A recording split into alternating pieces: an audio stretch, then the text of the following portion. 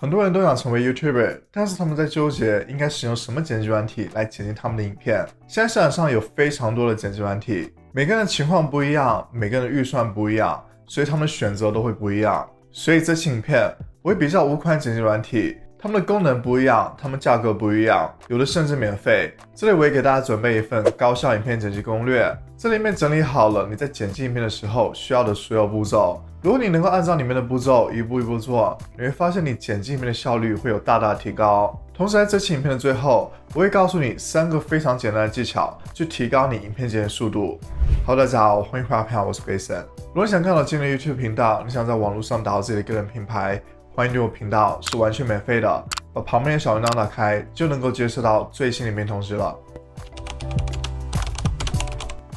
这期影片我会按照价格的顺序，价格从高到低，我们来进行排列。首先在价格高的一栏，我这里有2款剪辑软体，应该大家都是很熟悉的，一个是 Premiere Pro， 一个是 Final Cut Pro。大部分的影片剪辑师、YouTuber 都会使用这2款专业的剪辑软体。首先我们来说一下 Premiere Pro， 这也是我正在使用的剪辑软体。Premiere Pro 可以使用在 Windows 系统还有苹果系统都可以使用，它是按照付月费的形式进行收费，它每个月的收费是20.99美金，那么算起来就是251.88美金一年。大家可以通过评论区链接去免费使用7天 Premiere Pro， 去尝试一下它的功能。如果你现在正在使用 Adobe 家族的软体，那么当你使用 PR 时，你就能够进行无缝的衔接。例如你可以快速的导入 After Effects 的文件，你可以快速的拖拽 PS 里面的图片，你也可以从 Adobe Stock 里面快速导入素材，所以这是非常方便的。Premiere Pro 可以支持 4K、8K 还有 VR 形式的文件，你可以利用 Premiere Pro 进行非常精细的剪辑，它可以让你生成无数个轨道，可以让你导入非常多不同形式的素材。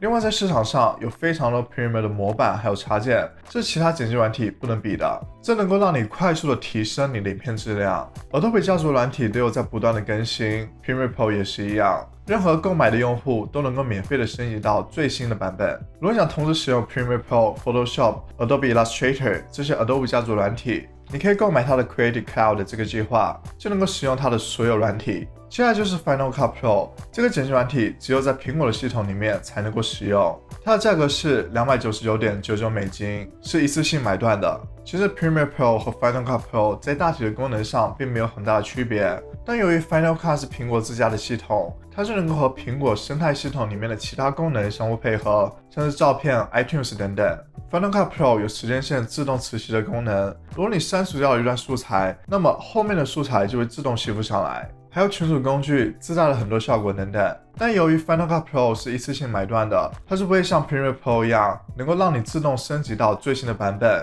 所以如果你想要升级，你要先去看一看是否有出最新的版本，然后你再手动的进行升级，但这里升级是完全免费的。接着我们来说一下中等价格的剪辑软体，这里我推荐的是 Filmora X。Filmora 的价格是51.99美金一年，如果你想买断也是可以的，它的价格是79.99美金。我个人是非常推荐新手使用 Filmora 这剪辑软体的，它的操作界面非常的清晰，非常简单，同时它的功能非常接近于 Final Cut Pro， 但是它的价钱便宜了非常多。Filmora 里面自带了很多模板，像是片头模板、文字模板、标题模板，还带有很多效果、滤镜、转场、动画元素等等，同时还提供了很多无版权的音乐还有音效，这些都是在 Premiere Pro、Final Cut Pro 里面是找不到的，除非你购买了额外的插件或者是素材。Filmora 也在不断的加入新的功能，像是动态追踪，你可以指定一个元素进行一个动态追踪，追踪一个动态的元素。你可以通过关键词的变化去做出不同的画面效果。你可以使用非常多影片的效果，像是加入转场、特效、文字，还有动画元素等等。你可以通过去绿幕的功能，给你的影片变化出不同的背景，这样就会给你的影片带来非常多创意的效果。如果你发现你的影片素材它们的色调不一样，你可以通过快速的颜色匹配去调整它们的色调。你还可以建立出分割屏幕的效果，去给你的影片带来不一样的效果，给观众带来不一样的感受。你可以无限期的使用 Filmora 的所有功能，但是它只有一个限制，就是如果想要导出这部影片，如果你没有付费，你使用的是免费的版本，那么这部影片就会带出水印。如果想去除这个水印，你就必须要购买 Filmora 这个产品。接下来我会介绍给大家2款免费的剪辑软体。首先第一个就是 iMovie， 如果你使用的是苹果电脑，那么每个苹果电脑都会自带 iMovie 这个剪辑软体。iMovie 是精简版的 Final Cut Pro，它的操作非常简单，界面也非常清晰，能够让你快速的上手简单的影片剪辑操作。你能够快速导入你的素材，加入文字、音乐、音效等等。如果你对影片剪辑没有很高的追求，那么 Final Cut Pro 能够快速的让你实现制作出影片出来的效果。很多人在上手了 iMovie 之后，都会升级成 Final Cut Pro， 因为他们想要获得更多的功能。另外一个好处就是，因为它是苹果生态系统里面的一个剪辑软体，所以你能够在不同的苹果设备里面都能够使用 iMovie。例如，你可以在苹果手机里面使用 iMovie 来剪辑你的影片，然后你又可以使用 AirDrop 把文件导入到你的 iPad 里面，在 iPad 上面再进行一些修改，之后你可以再传到你的苹果电脑里面，所以你能够在不同的苹果设备里面都能够使用这个剪辑软体，非常的方便。这个优势也只能够 iMovie 才能够拥有。第二个免费的剪辑软体就是达芬奇。达芬奇其实算是一个专业的剪辑软体，因为很多好莱坞的电影、纪录片都是通过达芬奇来进行调色，并且它现在的剪辑功能也赶上了 Final Cut Pro 还有 Premiere Pro， 所以你很难想象这功能齐全的剪辑软体居然能够让你免费的使用。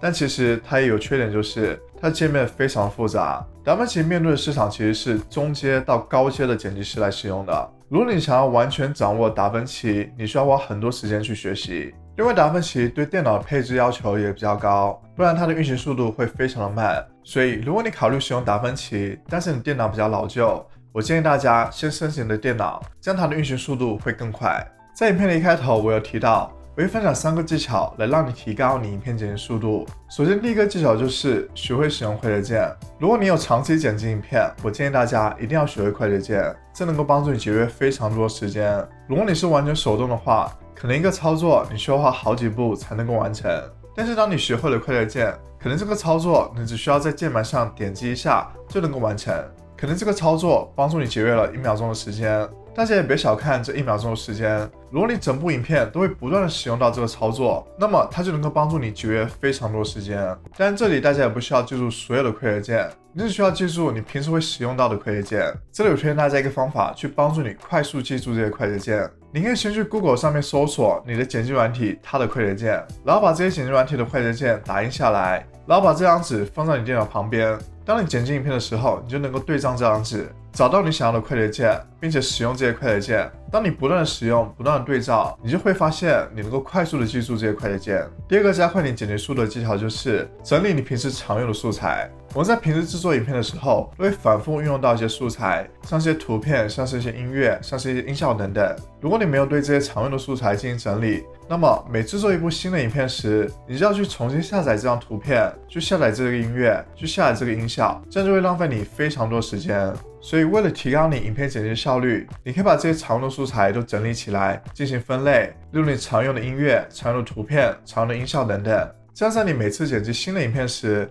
你就能够打开这个文件夹，去找到你想要的素材。第3个提升你影片剪辑速度的技巧就是最后再进行调色，加入各种滤镜效果等等。我发现有很多人在剪辑影片的时候，他们第一步就是对影片进行调色，加入各种滤镜，其实这样会极大的影响你剪辑软体的运行速度。正确的步骤是，你应该对你的影片进行一个初剪，去去除掉一些没有用的部分，然后再加入一些 B-roll 素材等等，最后再进行调色，加入各种滤镜。所以我建议大家不要在开始的时候就进行调色，加入各种滤镜，这样会极大的减慢你剪辑软体运行速度。今天这期影片我介绍了我认为在2021年里最好的5款剪辑软体，大家可以根据自己的情况，根据自己的需求去选择最适合你的剪辑软体。也欢迎你们在评论区告诉我你们正在使用的，或者是你们想要使用的剪辑软体。大家也别忘了去领取那份高效影片剪辑攻略。我的频道里面有关于 Premiere Pro 的教程，还有 Filmora 的教程。如果你打算使用其中的一种，可以去看一下我这些影片。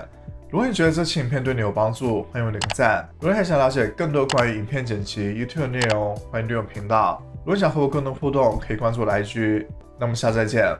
拜拜。